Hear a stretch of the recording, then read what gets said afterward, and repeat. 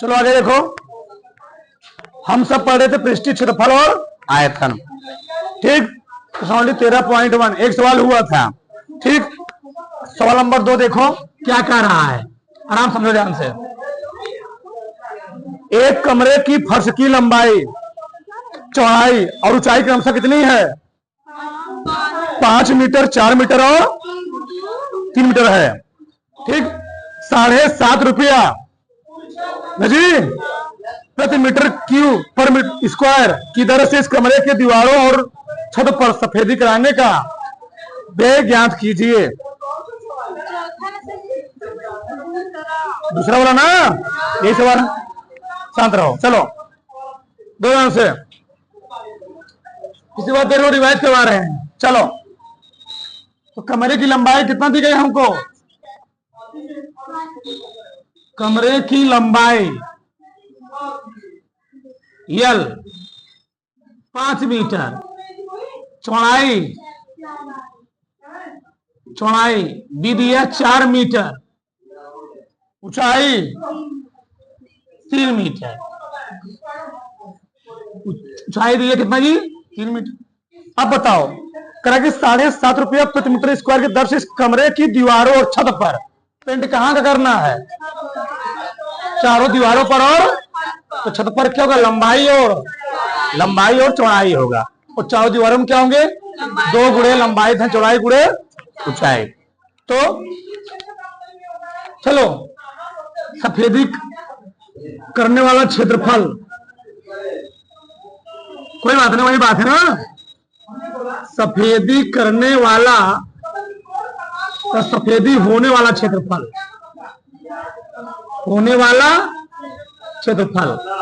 सफेदी कहां करना हमको? चारों दीवारों पर, चारों दीवारों प्लस कौन सा? छत का क्षेत्रफल। सही है।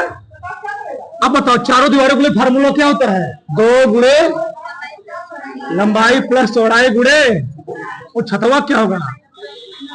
लंबाई गुणे चौड़ाई।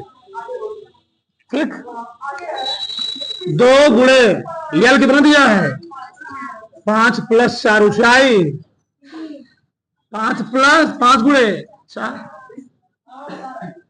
5 4 9 गुणे 5 चौके 9 दूनी 18, 18 54, 54 प्लस 20 कितना गया? 74 मीटर। इसका मतलब हमको कितने क्षेत्रफल में सफेदी करना है? 74 मीटर स्क्वायर। और दिया है 1 मीटर स्क्वायर पर जो सफेदी करने वाला कौन कारीगर है, वो कितना रुपया ले रहा है? तो अगर 1 मीटर स्क्वायर के लिए ले रहा है सफेदी करने के लिए 7.5 रुपया, तो कितना मीटर पेंट करना है उसको? हाँ, लिखोगे यहां पर, क्योंकि 1 मीटर स्क्वायर सफेदी कराने का व्यय कितना रुपया लग रहा है? 7.5 रुपया। कितना मीटर है? तो 74 मीटर स्क्वायर सफेदी कराने का व्यय 74 गुणे क्या हो जाएगा? 7.5। कितना आएगा? 500 क्या रुपया आ जाएगा। ये हो गया दूसरा सवाल। तीसरा देखो इसी फटाक से, जल्दी से।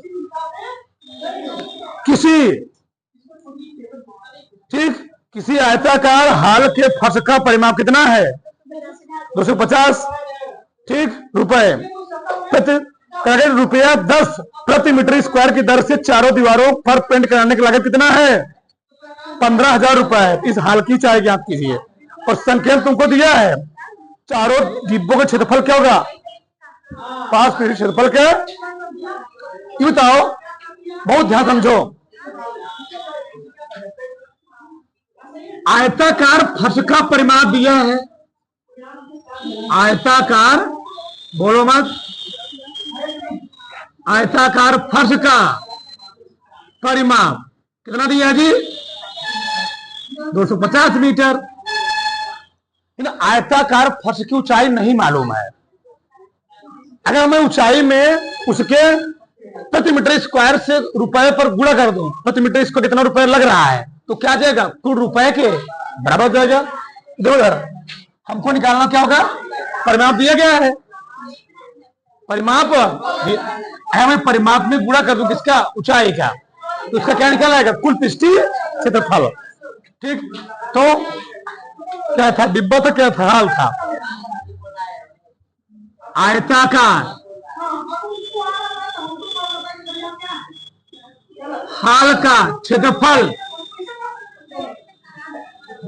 ठीक, तो क्या लिखेंगे, 250 गुणे यच। बात हुई ना। अब बताओ, 1 मीटर स्क्वायर पर कितना रुपए लग रहा है, 10। अगर मैं इसमें 10 से गुणा कर दूं तो वही पूरा एक जो मान आएगा किसके बराबर आएगा, 15,000 के बराबर आएगा। ठीक, तो 250 गुणे एच गुणे जी 10, यही किसका हो जाएगा, बराबर आ जाएगा। क्यों, ये निकला पृष्ठीय क्षेत्रफल, और 1 मीटर स्क्वायर के पेंट के लिए कितना रुपए लगा, 10, और मैं इसमें गुणा करूं क्या निकल आएगा, पूरा जितना रुपए खर्च हुआ इस पर। दो जीरो क्या करो, काट दो, आ गया 25 गुणे एच बराबर 150, एच बराबर 150 बटे 25 छक्के, तो कितना मीटर ऊंचाई खाल होगा, 6 मीटर का, मतलब फराक से। ठीक, चलो आगे देखो, सवाल नंबर 4। किसी डिब्बे में भरा हुआ पेंट 9.375 मीटर स्क्वायर के क्षेत्रफल पर पेंट करने के लिए पर्याप्त है। तो डिब्बे में भरा पेंट कितने क्षेत्रफल करने के लिए पर्याप्त है, हाँ दिख रहा हूं मैं, डिब्बे में भरा पेंट क्षेत्रफल के लिए पर्याप्त, क्षेत्रफल के लिए पर्याप्त, कितने क्षेत्रफल के लिए पर्याप्त है, 9.37 की स्क्वायर होगा। हाँ, इस डिब्बे के, देखो यार क्या कहना चाह रहा है, इस डिब्बे के पेंट से 22.5 सेंटीमीटर, 10 सेंटीमीटर, कितना मीटर, कितना सेंटीमीटर, बीमाओं वाले कितनी ईंटों को पेंट कर सकता है, ये बताओ। मतलब किसी डिब्बे में पेंट भरा हो, ध्यान समझो इधर, ये डिब्बा है कोई, क्या है जी, डिब्बा, इस डिब्बे में क्या भरा गया है, पेंट, पेंट भरा है। इस पेंटों को निकाल करके किसी ईंटे पर क्या किया जा रहा है, पेंट किया जा रहा है, किसी ईंटे पर क्या किया जा रहा है, पेंट। तो अगर मैं एक ईंट का पृष्ठीय क्षेत्रफल निकाल करके, एक ईंट का पृष्ठीय क्षेत्रफल निकाल करके n ईंटों की संख्या से गुणा कर दे, तो वही पूरा किसके बराबर आएगा, इसके बराबर नहीं बराबर आएगा, सही है।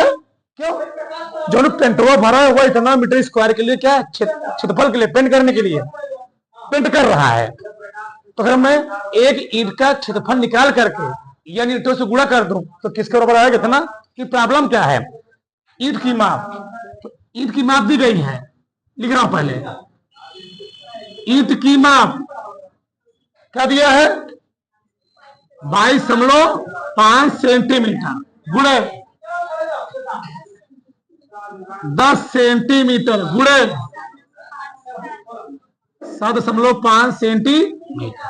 अब यहां समझो, है मीटर में, है सेंटीमीटर में, गड़बड़ नहीं गड़बड़ है, गड़बड़ है, इसमें चेंज करके पहले इसमें चेंज करेंगे, इसको हम सेंटीमीटर में चेंज कर लेना।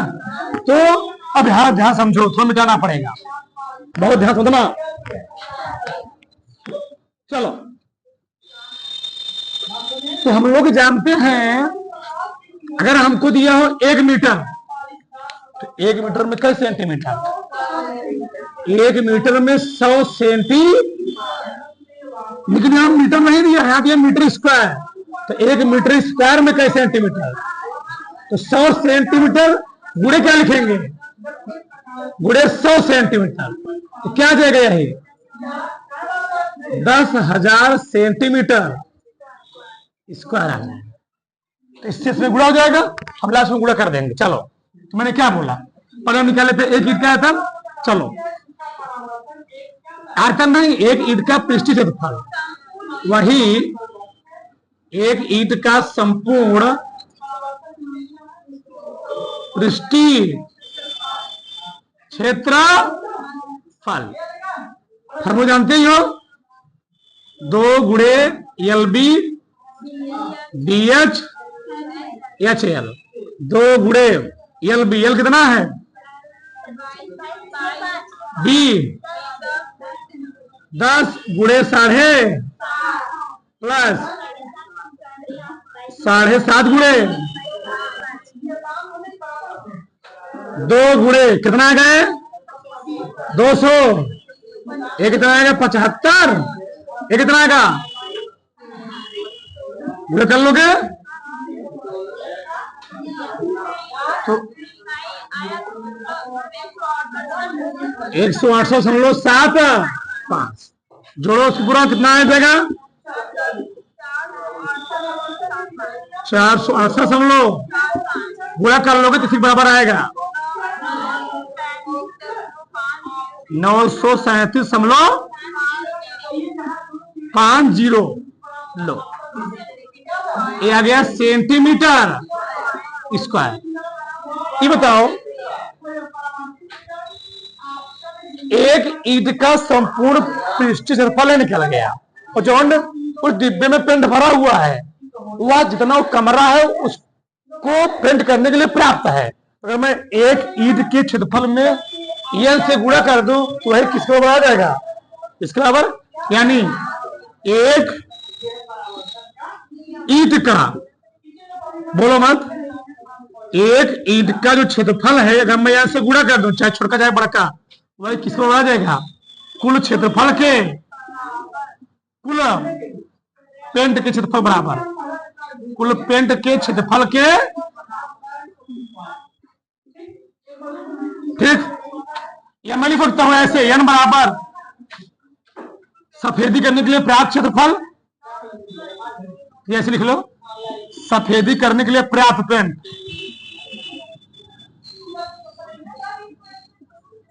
सफेदी करने के लिए क्या जी, पर्याप्त मात्रा, बताओ तो क्या देगा, भाग दोगे, सफेदी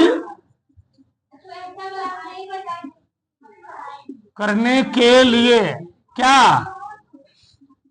पर्याप्त मात्रा, बटे क्या लिखोगे, एक ईंट का क्षेत्रफल,